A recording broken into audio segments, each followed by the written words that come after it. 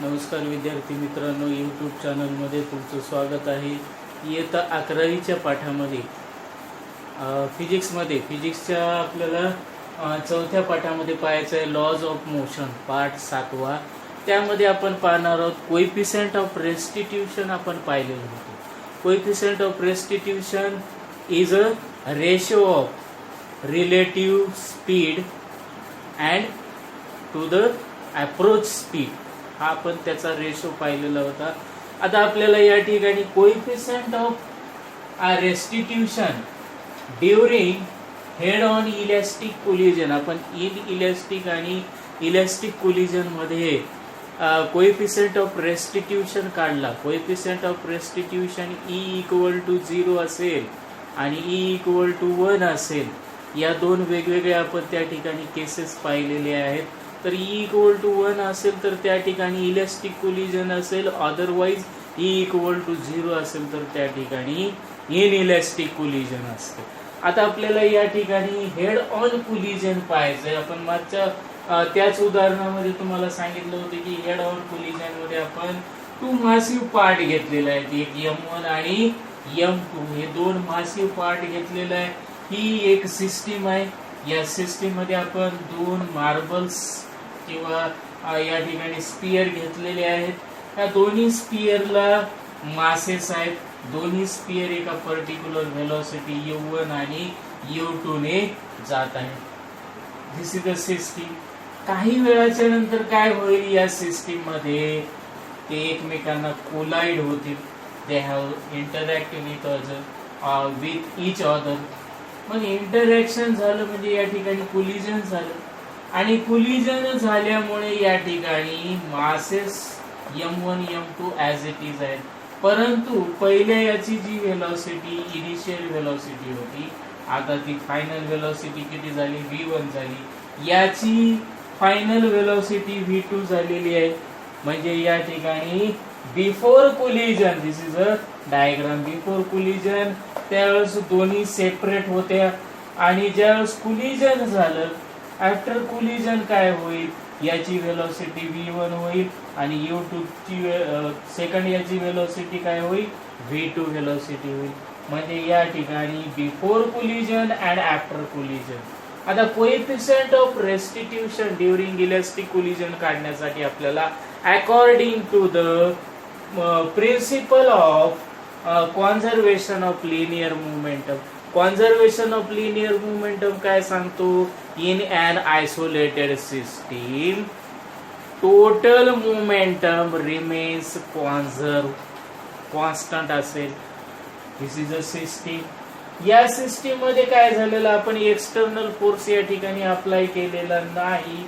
तर काय होईल, काही वेळाच्या नंतर याचा बिफोर कोलिजन आणि आफ्टर कोलिजन हे जे काही मोमेंटम आहे, हे मोमेंटम सारखंच असते. आपण या ठिकाणी लिहिलेलं आहे. काय प्रिन्सिपल सांगितलेलं आहे या ठिकाणी, कॉन्झर्वेशन ऑफ लिनियर मोमेंटमच्या प्रिन्सिपल नुसार total initial momentum equal to total final momentum.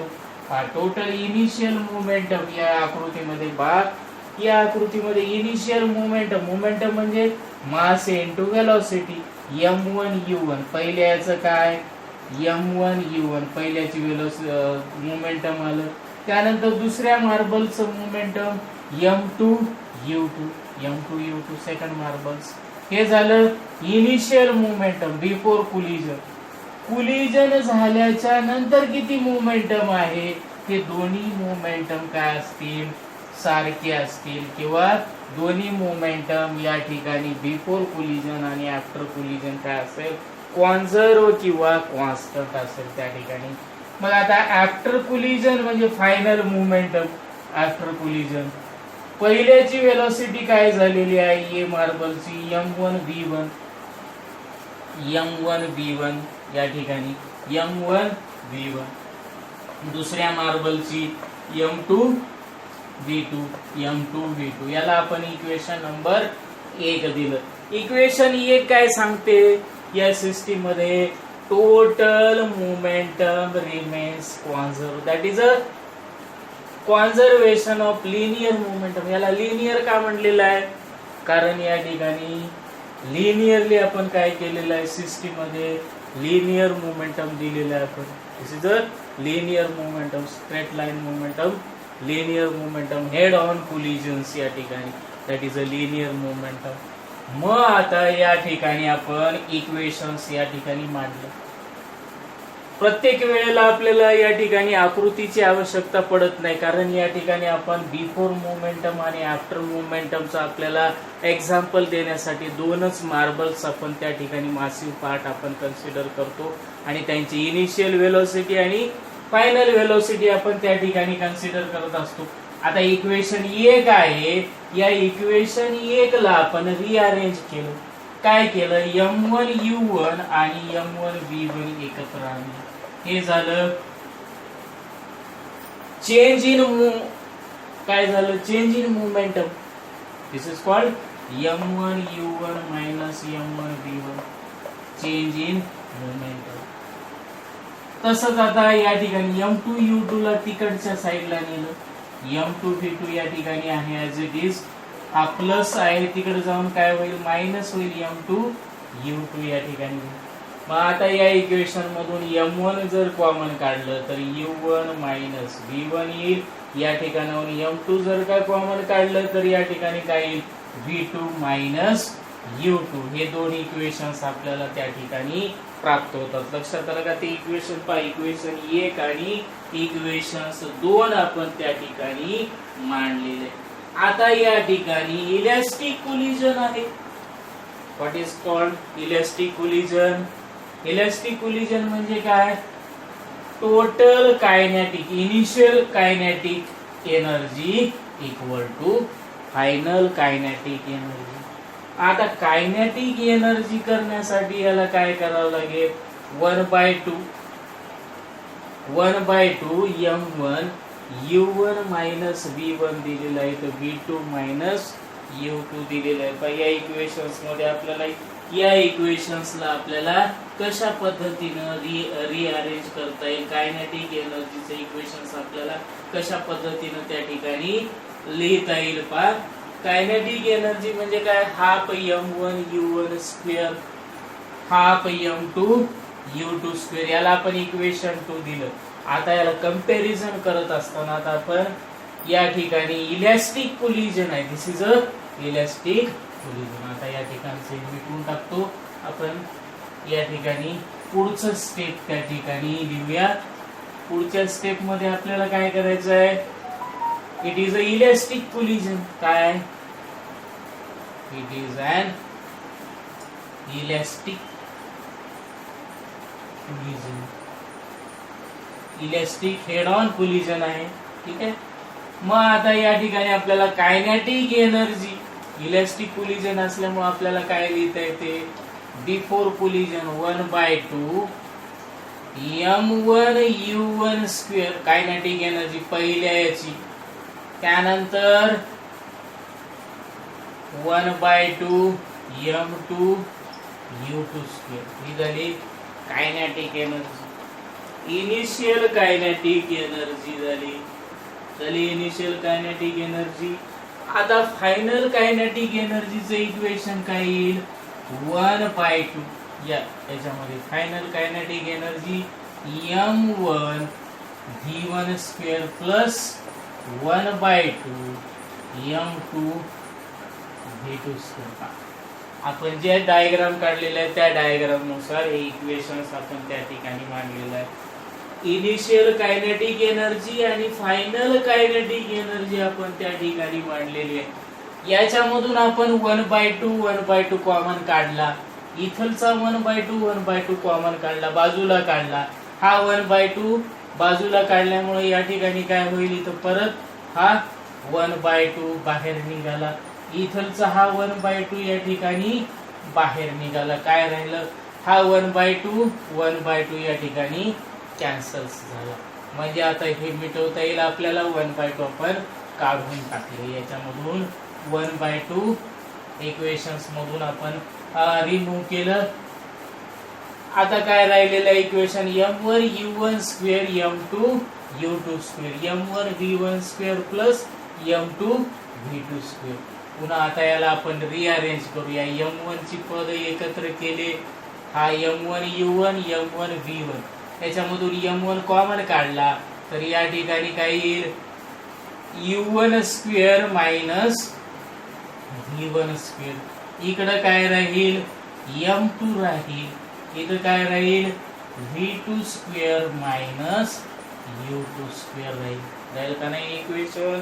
या ठिकाणी डायरेक्ट आपण इक्वेशन्स त्या ठिकाणी मांडलं, हे इक्वेशन्स आपल्याला याच्यावरून मिळेल.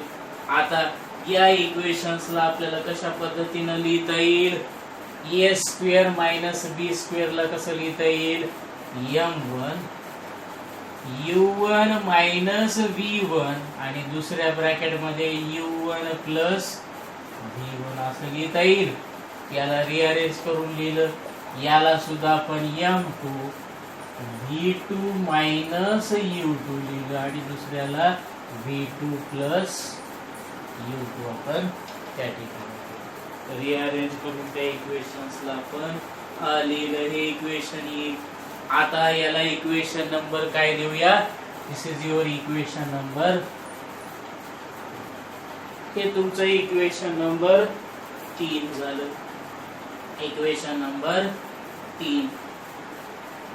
आणि कायनेटिक एनर्जीचं जे इक्वेशन्स आहे, हे कायनेटिक एनर्जीचे इक्वेशन्स या ठिकाणी लिहितो 1/2 m1 u1 square plus 1/2 m2 u2 square equal to 1/2 m1 v1 square plus 1/2 m2 v2 square. याला 3 देऊया, याला इक्वेशन नंबर 4. 3 आणि 4 इक्वेशन नंबर 3 and 4. आता आपल्याला डिव्हाइड इक्वेशन 4 बाय इक्वेशन 2. 4/2. आता आपल्याला इक्वेशन नंबर 4, हे 4 नंबरचं इक्वेशन आहे. 4 नंबरच्या इक्वेशनला 2 नंबरच्या इक्वेशनला आपण डिव्हाइड करू. डिव्हाइड इक्वेशन, इक्वेशन्स आपल्याला राहू द्यावं लागतात, त्यामुळे आपण त्याला नंबर दिलेला आहे. पुढे त्याचा उपयोग झाल्यावर आपल्याला ती इक्वेशन्स त्या ठिकाणी डायरेक्ट आपल्याला घेता येतात. आता काय करायचं आहे, डिव्हाइड इक्वेशन 4 बाय इक्वेशन 4 ला आपल्याला 2 नी डिव्हाइड करायचं. इक्वेशन नंबर 4 ला आपण 2 नी डिव्हाइड केलं तर काय इक्वेशन्स येईल आपल्याला या ठिकाणी,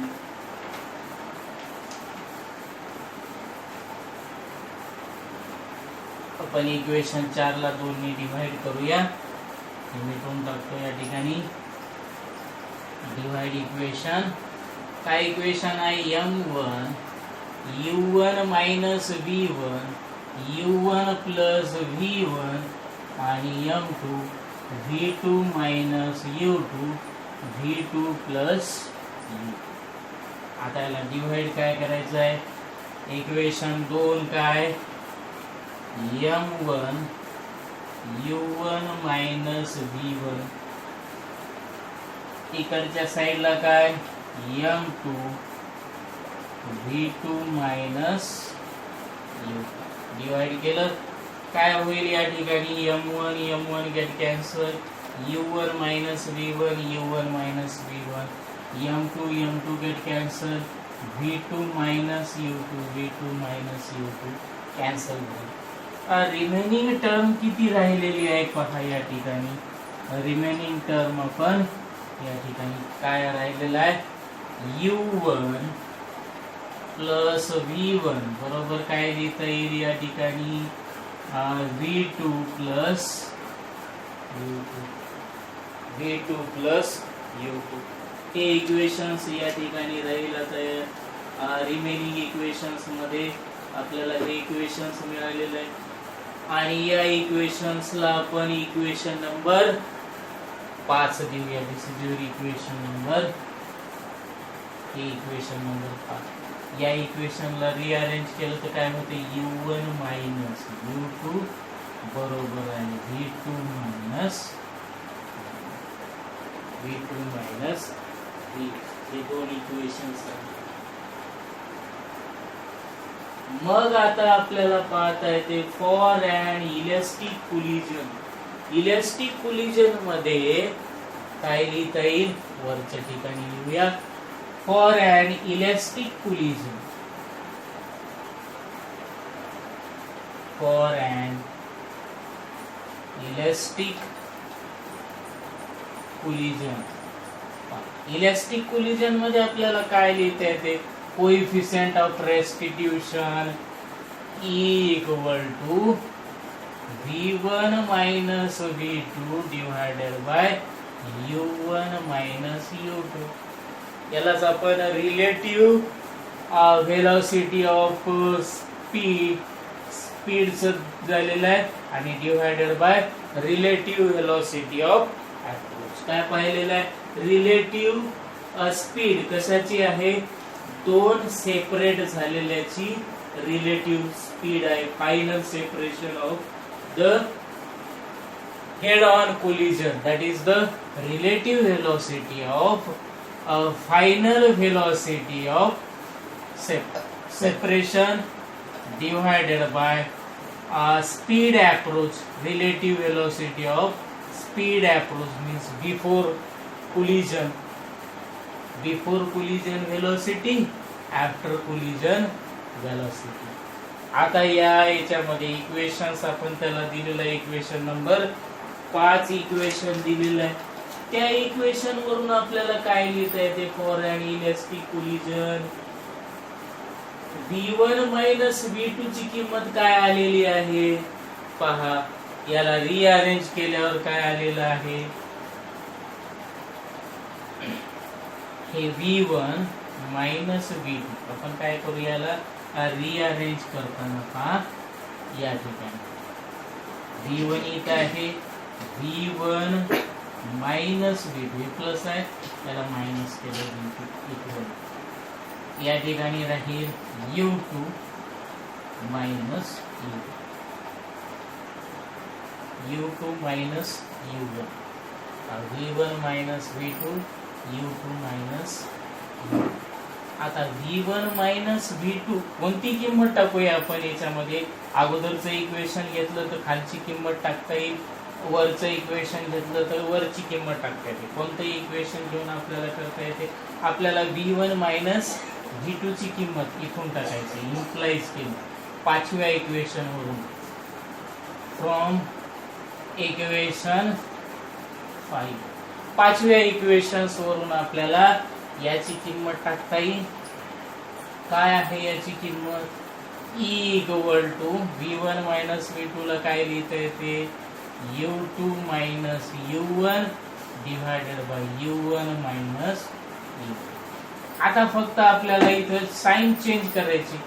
याला निगेटिव्ह न मल्टिप्लाय केलं तर काय होईल, निगेटिव्ह न मल्टिप्लाय केलं तर काय होईल, निगेटिव्ह बाहेर काढला याच्यातून आपण तर काय होईल, हा पॉझिटिव्ह होईल, u1 हा निगेटिव्ह होईल, मायनस u2 डिवायडेड बाय काय होईल, u1 मायनस u2.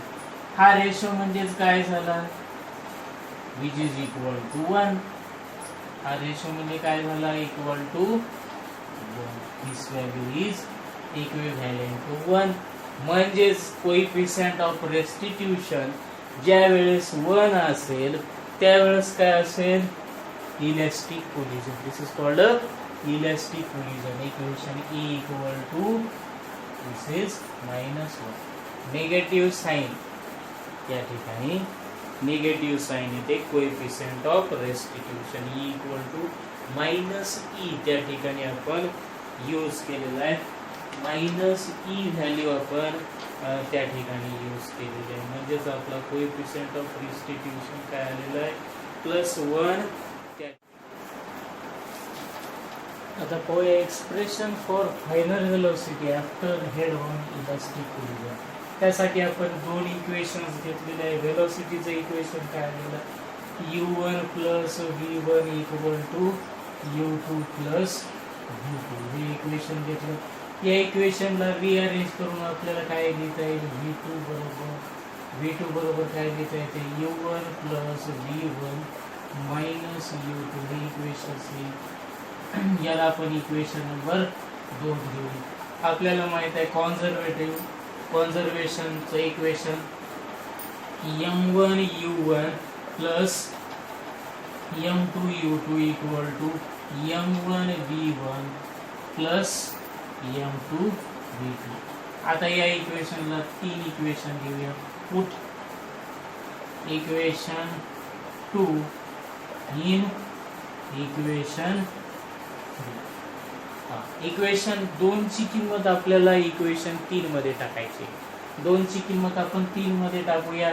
2 ची किंमत 3 मध्ये टाकली म्हणजे v2 ची किंमत या ठिकाणी v2 ची किंमत ही किंमत v2 मध्ये टाकूया.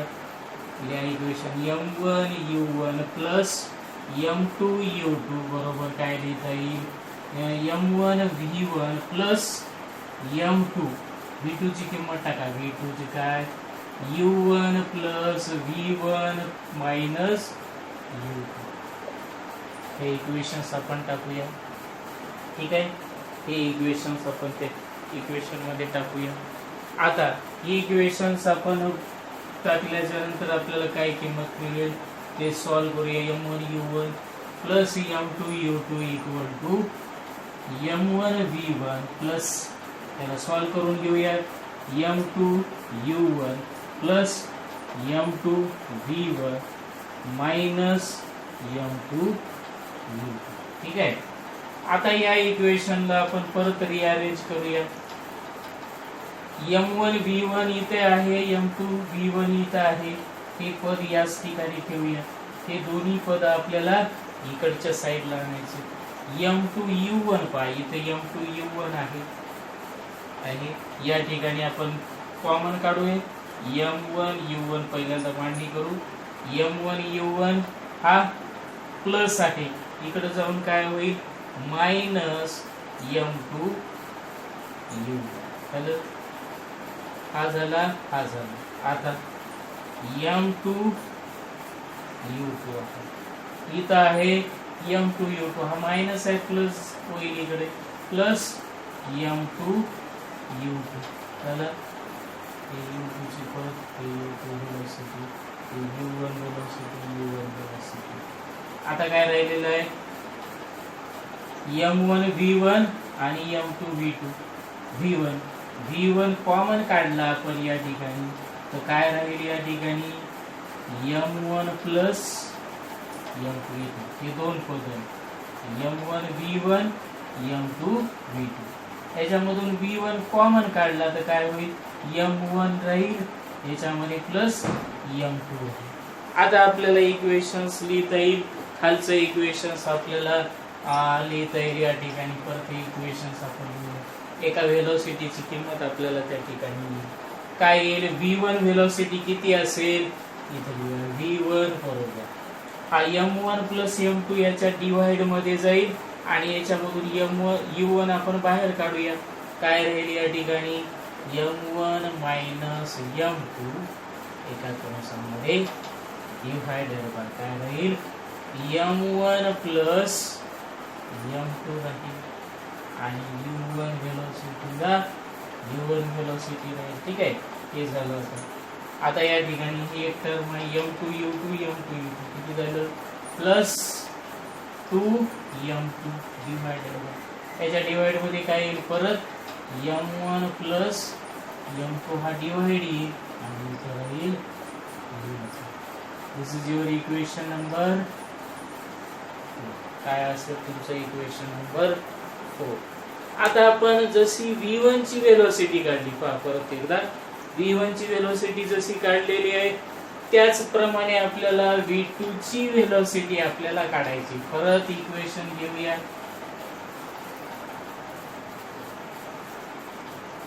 परत इक्वेशन घेऊया.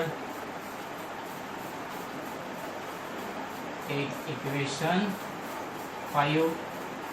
काय इक्वेशन 5 आहे, u1 plus v1 equal to u2 plus equations आहेत. इक्वेशन 5 हे इक्वेशन्स आपण घेतले.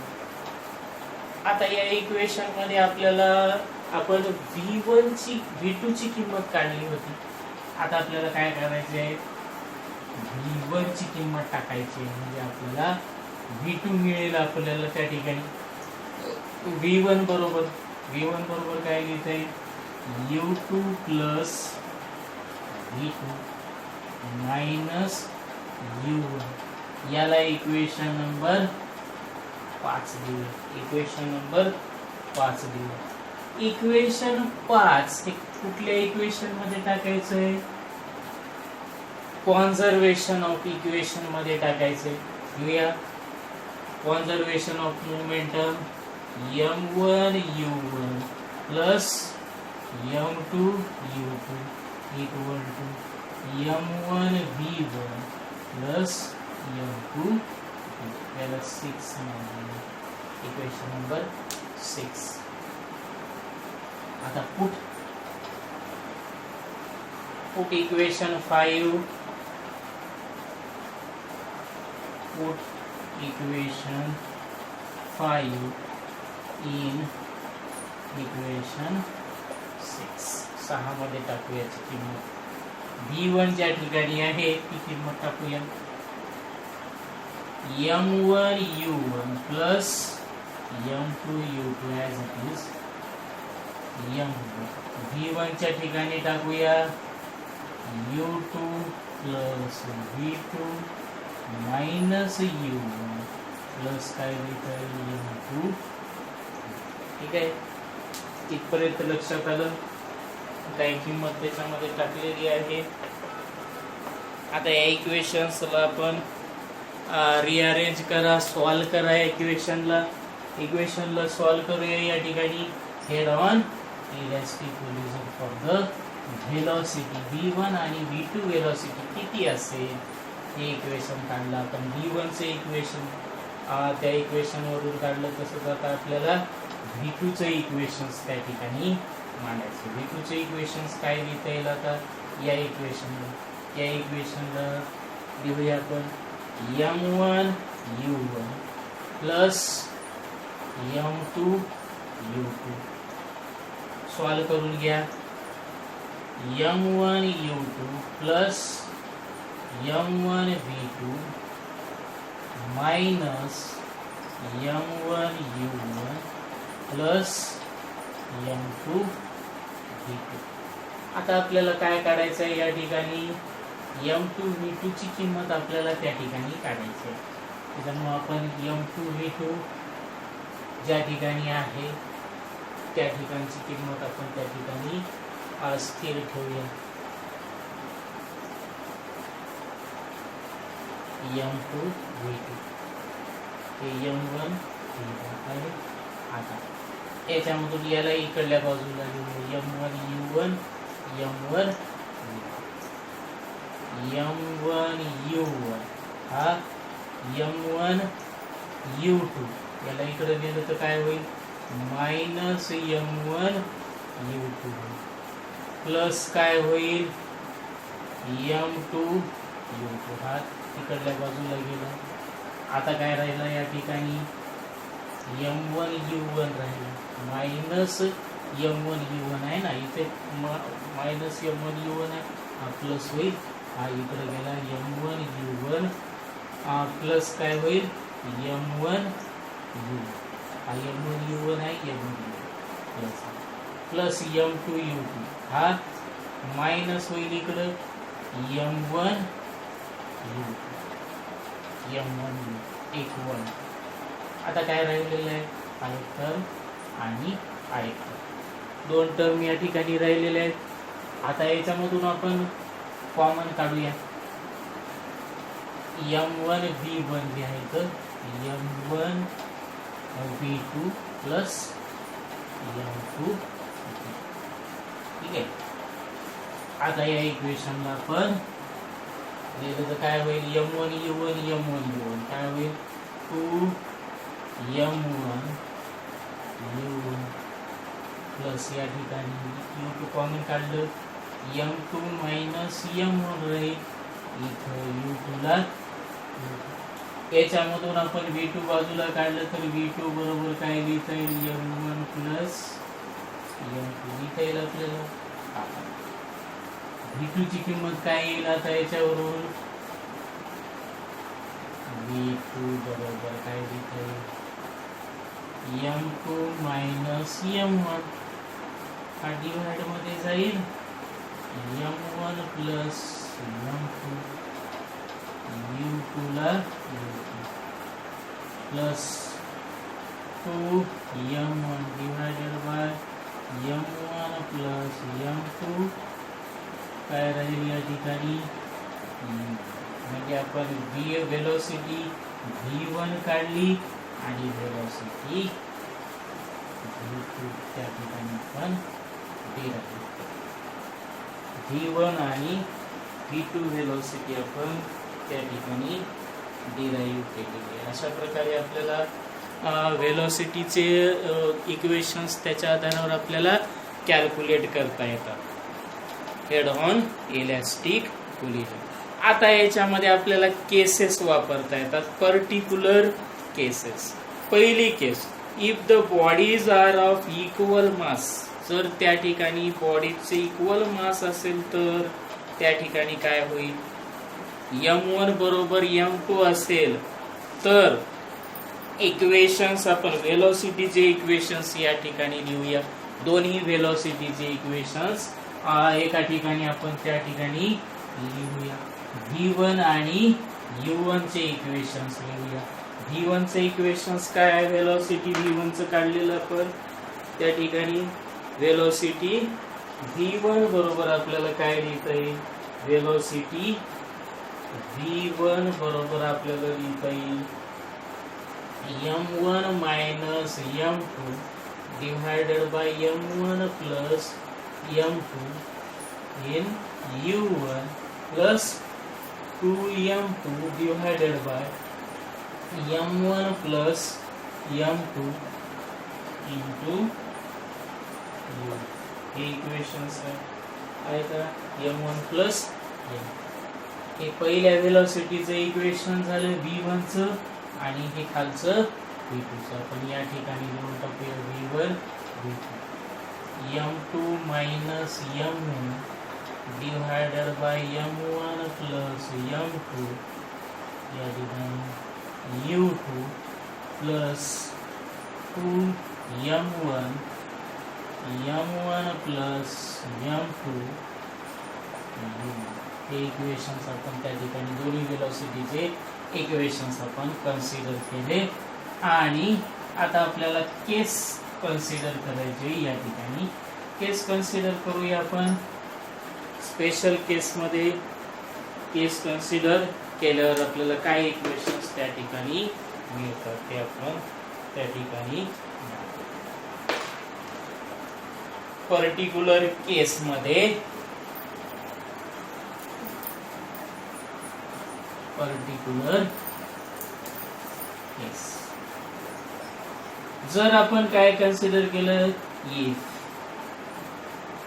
M1 इक्वल टू M2 दोन्ही मासेस सारखेच असतील, सारखेच वजन असेल दोन्ही मासेस, M1 बरोबर M2 असं जर का असेल तर ही वरच्या इक्वेशन मध्ये ठेवून देऊया आपण.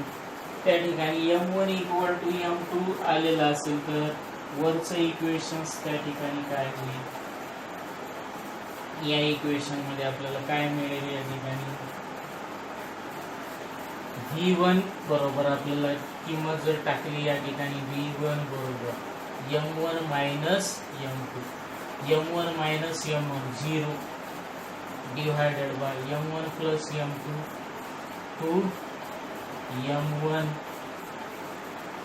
या ठिकाणी U1 येईल plus 2 M2 M1 plus M2 म्हणजे या ठिकाणी M1 येईल आणि M1 प्लस M1 काय होईल? 2M1 होईल. U2 ला हे 0 होईल. दिस व्हॅल्यू V1 इक्वल टू काय होईल? 0 व्हॅल्यू 0 येईल. 0 upon anything is equal to 0 plus 2m1 m1 1 होईल या ठिकाणी u2. म्हणजेच काय मिळालं तुम्हाला, v1 व्हेलॉसिटी म्हणजे कोणाची व्हेलॉसिटी असेल, v1 velocity which should be attend by the second mass of velocity, initial velocity असेल. v1 बरोबर u1 भेटेल आणि दुसऱ्या इक्वेशन मध्ये जर काही किंमत टाकली तर काय होईल, v2 बरोबर काय मिळेल तुम्हाला, u1 हे 0 झालं, 0 अपॉन एनिथिंग 0, 2m1 कॅन्सल होईल या ठिकाणी u1, v2 इक्वल टू काय मिळेल तुम्हाला, u1 इक्वेशन मिळेल. म्हणजे पहिल्या केसमध्ये तुम्हाला असं जर त्या ठिकाणी दोन कोलायडिंग बॉडीज जर त्याचं मास सारखं असेल तर तुम्हाला इक्वेशन्स त्या ठिकाणी मिळेल. If m1 equal to m2, दोन मटेरियल बॉडी सारख्याच जर असतील तर, हे पहिली केस झाली. आता दुसऱ्या केसमध्ये फॉर सेकंड केस आपण केस सेकंड कन्सिडर करूया. Second case, particular case for second case मध्ये आपण काय कन्सिडर केलं तर याच्यामध्ये colliding body is much heavier and the struck body is initially at rest. आपण असं गृहीत धरूया m1 is far far greater than m2, असं गृहीत धरूया m1 फार फार ग्रेटर दॅन m2 आणि m2 body is at rest, m2 body is at rest आणि अँड दुसऱ्याची वेलोसिटी u2 इक्वल टू 0. आणि हे जर आपण किंमत या इक्वेशन्स मध्ये टाकली तर आपल्याला काय इक्वेशन्स त्या ठिकाणी मिळेल पहा. त्या इक्वेशन मध्ये आपल्याला काय मिळेल, u2 ची किंमत आपण त्या ठिकाणी 0 टाकली पहिल्या इक्वेशन मध्ये, ते सगळं इक्वेशन या ठिकाणी 0 होईल, हे इक्वेशन 0 होईल. म्हणजे काय होईल, v1 बरोबर m1, m2 खूप लहान आहे, डिवायडेड बाय या ठिकाणी m1,